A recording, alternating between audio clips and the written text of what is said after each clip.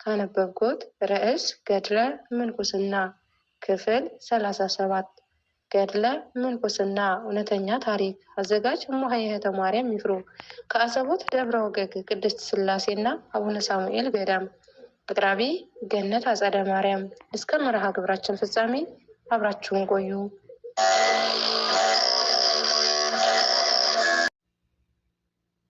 በክፍል 36 እሙሀ ወለተ ሚካኤል እኔ ሞት ይገባኛል፣ አዎ ተሰቅዬ መሞት አለብኝ ብላ በዓይኗ ገመድ ፈለገች። የለም። ቀና ብላ ወደ ጣራው ስታይ ልብስ መስቀያ የዘረጉትን ገመድ አየች። ቶሎ ብላ አልጋ ላይ ወጣችና ገመዱን መርታት ስትጀምር ብለን ነበር ያቆምነው።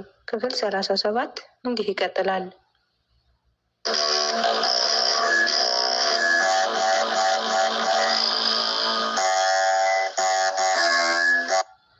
የገዳሙ ጸሐፊ የሆኑት እሙሀ ምህረት ቤቶች ብለው ገቡ። ለካ ቅድም ስትገባ በእርግዳው የገባችው በር አልተዘጋም ነበር።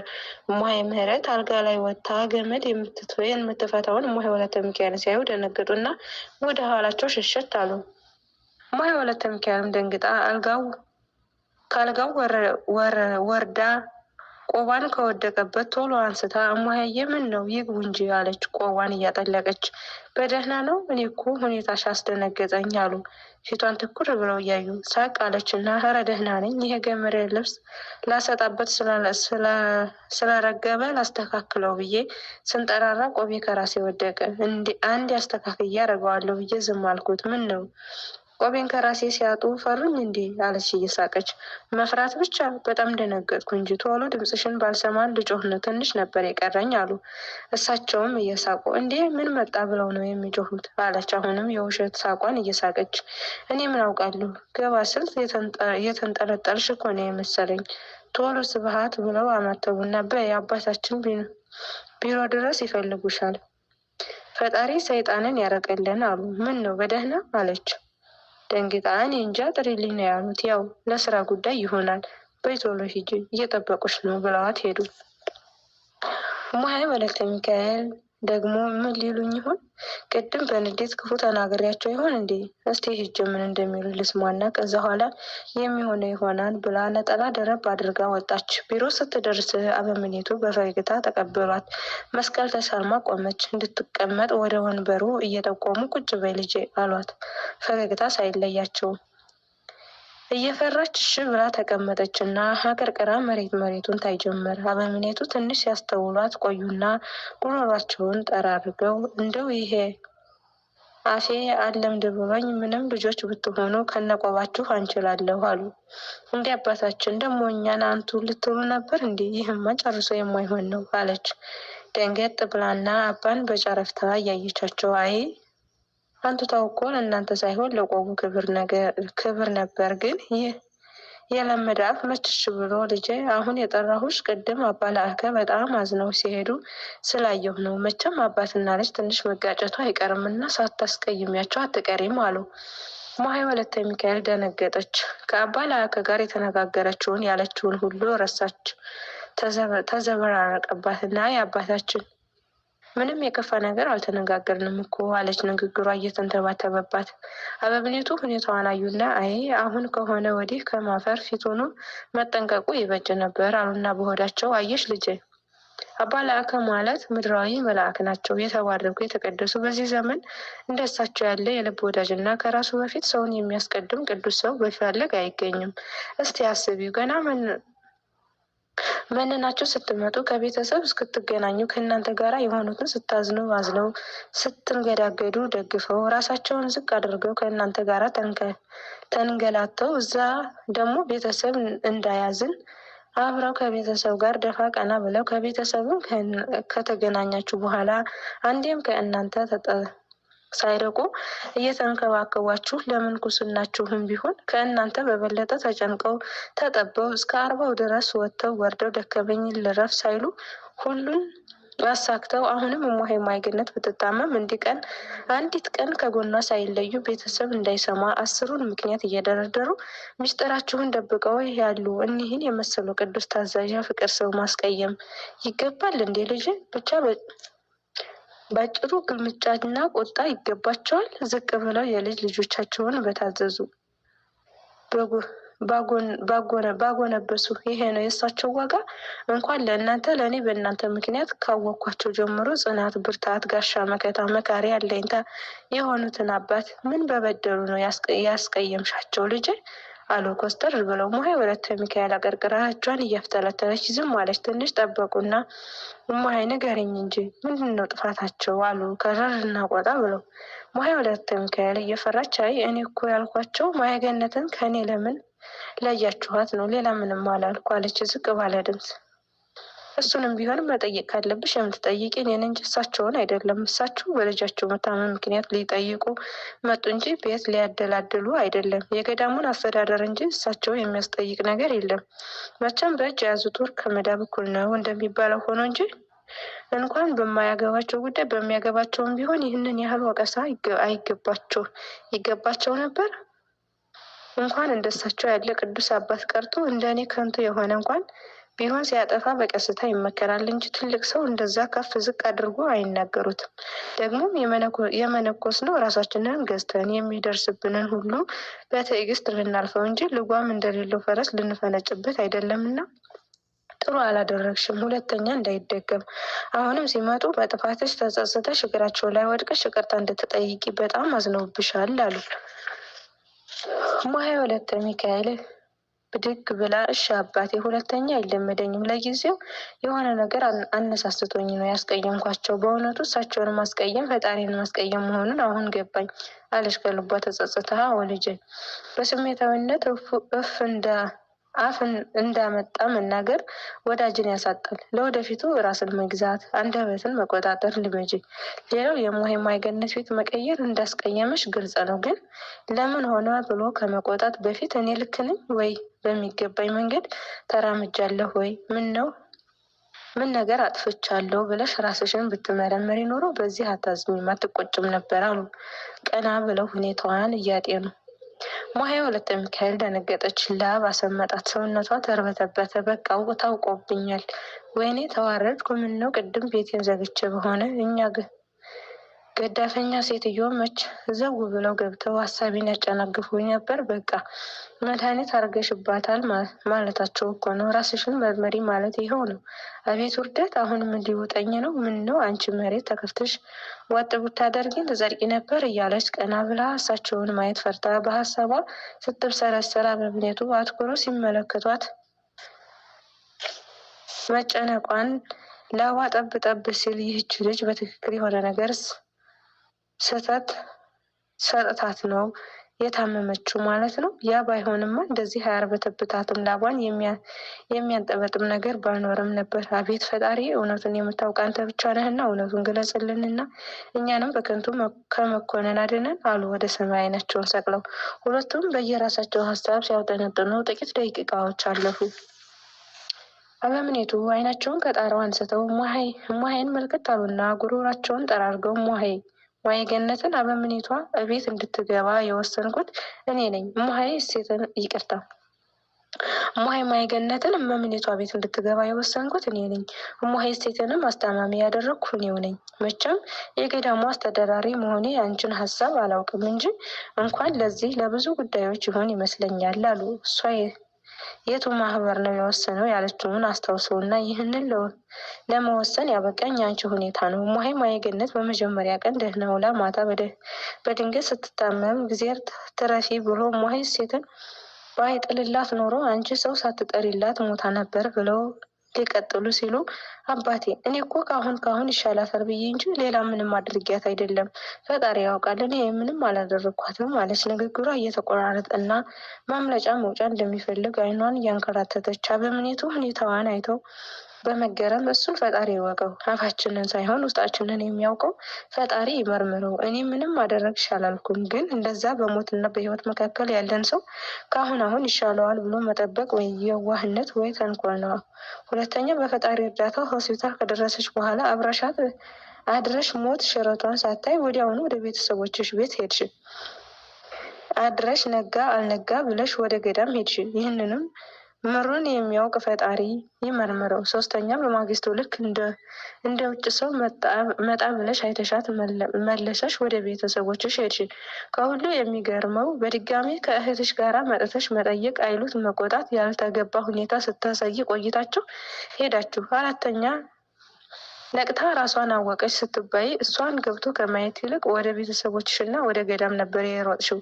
ይህንንም ምን ተልእኮ እንዳለው ፈጣሪ ይወቅ። ስለዚህ ገዳሙ ለመነኮሳት እንደ ወላጅ አባትና እናት የልጆቹን ሁኔታ መቆጣጠርና ለሕይወታቸው የማይበጀውን ትቶ የሚበጀውን መልካም ነገር ማድረግ ግዴታውና ኃላፊነቱም ስለሆነ አንቺ እሷን ለማስታመም በዘረዘርኩልሽ ምክንያቶች እና በሌላም ሌላ ሁኔታዎች ስለማትችይና ከእንግዲህም አብራችሁ መኖር ስለማትችሉ ይህንን ውሳኔ ወስኛለሁ።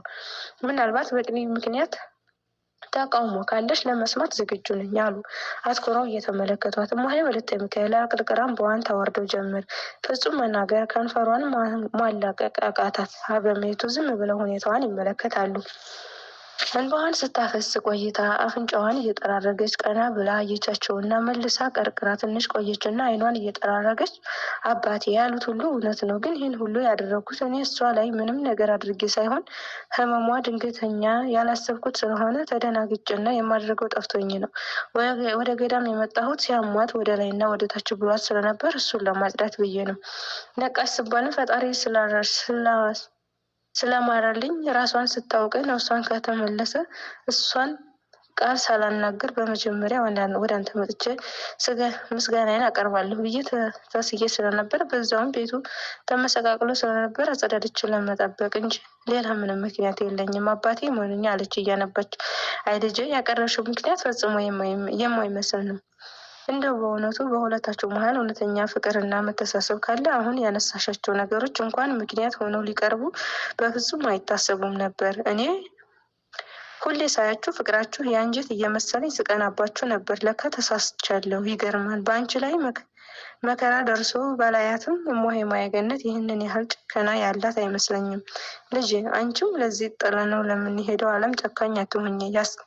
ያስቀናንም የቀናንበትም ነገር ለእኛ ትልቅና የበለጠን መስሎ የታየን ነገር ሁሉ ከንቱና የሚያልፍ ነው። ለዚህ ጊዜያዊ ነገር ብለን የእህትና የወንድም ፍቅርና አመኔታ ማጣት አያስፈልግም። ልጅ ለእኛ ለመነኮሳት እኮ ሹመት፣ ክብር፣ የበላይነት መገለጫ አይደለም። እስቲ መነኩሴ ተሾሞ የትኛውን ደሞዝ ሊበላበት፣ የትኛውን ፎቅ፣ የትኛውን መኪና ሊገዛ፣ የትኛውን ጮማ ሊቆርጥበት ነው? መቼም ገዳም የሚኖሩ ገዳማውያን በመሆናቸው ብቻ ተመርጠን እንጂ ከሌላ በልጠን የትኛውንም ኑሯችንን እናቀናበታለን እንዴ? እንደውም ሹመት ለመነኩሴ ሞት ነው። የዚህን ሁሉ ማህበር ጸባይ ችሎ ማገልገል ከባድ ነው። እንደ ዓለማዊ ሹም እንደፈለግን ተናግረን የፈለግነውን ሹመን ሽረን ረግጠን ደብድበን ገላምጠን ሰድበን እንደፈለግን ማስተዳደር አንችልም። እኛ የምንሾመው የገዳም ስርዓት እንዳይፈልስና ለገዳማውያን ዝቅ ብለን ለማገልገል ነው። መነኩሴ ሲሾም ሊያገለግል እንጂ ሊያገለግሉት አይደለም። የቀድሞ አባቶቻችን እናቶቻችንም እናበታ ምን ያስቀናል? ለራሱ በማይኖረው ሰው ይቀናል እንዴ? ልጅ እኔ ሳስበው ሰይጣን ይህንን ቅናት የተባለውን ዘር ሳይዘራብን አይቀርም። አዎ ጭካኔ፣ ይሉኝታ ማጣት፣ ጥላቻ፣ ሌላውንም ለማጥፋት መድፈር፣ ንዴት የመሳሰሉትን የቅናት ልጆች ናቸውና ልናስወግዳቸው ይገባናል። እስቲ ላስፈርድሽ ልጄ። አሁን እኔ የዚህ ገዳም አስተዳዳሪ ነኝ። ግን ምን አለኝ? ቤት፣ መኪና፣ መሬት ወይስ ባንክ ገንዘብ? የትኛውን ያማረና የደመቀ ለበስኩ? የትኛውን ከፍተኛ ቦታ ተቀመጥኩ? ለእናንተ ለልጆች ሰይጣን ነፍሳችሁን እንዳይቀማኝ በስጋችሁም እንዳትራቡ እንዳትጠሙ በየእርዳታ ሰጪ ድርጅት የሰው ፊት እየገረፈኝ ከመንከራተት ሌላ የዚህን ሁሉ ማህበር ጸባይ ችሎ እንዳመሉ ከመያዝ ማንን አስቀይሜ ይሆን ብዬ ከመስጋትና ፊታችሁ በጠቆረ ቁጥር ምን ሆነው ይሆን ብዬ ከመጨነቅ ሌላ ምን ትርፋለኝ? ከእናንተ የተለየ ምን ልዩ ኑሮ አለኝ? በእርግጥ በፈጣሪ ዘንድ ዋጋዬ ብዙ ነው። ያንን እሱ ብቻ ነው የሚያውቀው። ግን በዚህ ምድር ሌላውን የሚያስቀና የተለየ ምን ነገር አለኝ? በዚህ ገዳም የሚሾሙ እመምኔት፣ ጸሐፊ፣ ሂሳብ ሹም ብቻ ከእስከ በሁሉም የስራ መስክ የተሾሙ ሁሉ እንዲያበረታው፣ እንዲያጸናው፣ ትዕግስቱን፣ ፈሊጡን፣ ጥበቡን፣ ትህትናውን እንዲሰጠውና የተጣለበትን ኃላፊነት በበቂ ሁኔታ እንዲወጣው ይጸለይለታል እንጂ ይቀናበታል? እስቲ ለዚህ መልስ ስጭኝ ልጄ አሉ እማሆይ ወለተ ሚካኤል። በቃ አሁን በግልጽ ወጣ። እማሆይ ገነት ስለተሾመች ቀንተሽ መድኃኒት አድርገሽባታል ማለታቸው ነው? አዎ ይኸው ነው። ታዲያ ለዚህ ምን መልስ አለኝ? ሳይሆንልኝ ሳይሳካልኝ ነካክቼ ጎል ገባሁ አለች። በሆዷ ዝም አለች። አበምኔቱ ትንሽ ጠበቁና ምን ነው ልጄ ጥያቄ ያልገባሽም ወይስ ንቀት ነው ዝም ያልሽኝ? አሉ። ትዕግስታቸውን የጨረሱ ይመስል ቆጣ ብለው ደንገጥ ብላ ኧረ የምን ንቀት እንደው የምለው ጠፍቶኝ ነው አለች እንዳቀረቀረች። እንዴት የምትዩ ይጠፋሻል? ጥያቄው ግልጽ ነው። ይደገም ካልሽ ልድገመው። በገዳም መነኩሴ ተሾመ ተብሎ ይቀናበታል ወይ? የሚበላው አንድ ዳቤ፣ የሚጠጣው ውሃ፣ የሚለብሰውም መላው ማህበሩ የሚለብሰውን ሹመቱ ለታዛዥነትና ለበታችነት ካልሆነ በቀር ምን የተለየ ነገር ኖሮ ይቀናበታል? መልሽልኝ ልጄ አሉ። አባቴ እንዳሉት ይታዘንለታል እንጂ ምን ይቀናበታል አለች። መልስ ካልሰጠች እንደማይተዋት ስላወቀች የጥያቄው አመጣጥ ለሷው እንደሆነ ስለገባት፣ ጥሩ ታዲያ እማሆይ ገነት ከተመረጠች ጀምሮ ሁኔታሽ ሁሉ ሳየው ተለዋውጧል። በምን በለጠችሽ? በምን ቀደመችሽ? ስልጣኑስ ከአንቺ የተለየ ምን አዲስ ነገር አመጣላት ልጄ? እስቲ ንገሪኝ አሉ አትኩሮ እየተመለከቷት። ኧረ አባቴ እኔ ምንም አልተለወጥኩባትም። በመካከላችንም እኮ ምንም የተፈጠረ ነገር የለም። በሽታዋም ቢሆን ከእግዚአብሔር የመጣ እንጂ እኔ አይደለም። እሷ ተለወጠችብኝ አለች እንዴ? አለች ቀና ብላ ማየት ተስኗት አቀርቅራ። እማሆይ ገነት ተለወጠችብኝ ቀርቶ ስለ አንቺ ክፉ ሲያወሩ መስማት አትፈልግም። ግን አፍ ባይናገር ፊት ተግባርን ይመሰክርብሃል ነው ያለው ፈላስፋው። እውነቱን ነው። አንደባበቅ ካላለን በቀር እሷ ከተሾመ ጀምሮ ፍጹም ደስተኛ አይደለሽም። ሌላው ቢቀር እነዛ ጋዜጠኞች የመጡ ቀን እኔን ወይ እሷን ወይ መጋቢዋን ሳታስፈቅጅ ነበር እኮ የሄድሽው። እኛም ያለ ቅጣት የተቀበልንሽ የመጀመሪያ ስህተት ነው ብለንና በእማሆይ መሾም ያለሽን ኩርፊያ ስለምናውቅ ላለማባባስ ነበር። ለመሆኑ ይህንን ሁሉ ማህበር መዋሸት ማታለል ይቻላል? እንዲህ ከእማሆይ ሹመት በኋላ ደስተኛ ያለመሆንሽን መላው ማህበር ያውቃል። ሁኔታሽ ግልጽ ነው ልጄ። ለምን ለሰይጣን በርሽን ትከፍችለታለሽ? ለምን ፊት ትሰጫዋለሽ? ገና ካሁኑ ለሱ ከተማረክሽለት መቼም የመነኩሴ እድሜ ዘልዛላ ነው። ቀሪ ህይወትሽን እንዴት ልትዘልቂው ይሆን? ጭራሽ እኮ አንቺን የኳስ ሜዳ ኳስ አድርጎ ወደ ፈለገው አቅጣጫ ሲጠልዝሽ ሊኖር ነው። ለምን አትቃወሚው ልጄ? ይህንን ጥሩ አስመስሎ እያጓጓሽና ሳያመልጥሽ ይህንን አርጌ እያለሽ በፈለገው መንገድ ሲመራሽ ለምን እሺ ብለሽ መንገድ ትጀምሪለታለሽ ልጄ? ታገዩ። ከአቅምሽ በላይ ከሆነ ደግሞ እርዱኝ፣ ጸልዩልኝ በይ። ባለቤት ካልጮኸ ጎረቤት አይሰማም እኮ አሉ እማሆይ ወለተ ሚካኤል። እሳቸው ሲያወሩ እሷ መውጫ ቀዳዳዋን ስታሰላስል ቆይታ አንድ ነገር ትዝ አላትና ፈገግ ብላ አባቴ እኔና የእማሆይ ገነት ቅሬታ እሷን እመምኔት ሆና በመመረጧ ሳይሆን ላይ አይደለም፣ ግን ሁልጊዜ ከዚህ ገዳም ካልወጣን እያለች ስለምትጨቀጭቀኝ እኔ ደግሞ ይህንን ገዳም ምን አለን እናቶቻችን አባቶቻችን ልክ እንደ እንቁላል እንዳንሰበር እየተጠነቀቁልን ለምን ጥለናቸው እንወጣለን ነው የምለው። ይኸው ነው እኔና እሷን ያላስማማን አለች። እማሆይ ገነትንና በምኔቱን ማጣያ መንገድ ያገኘች መስሏት ከልቧ ተደስታ በምኔቱ እንውጣ የሚለውን ቃል ሲሰሙ ክፉኛ ደነገጡ።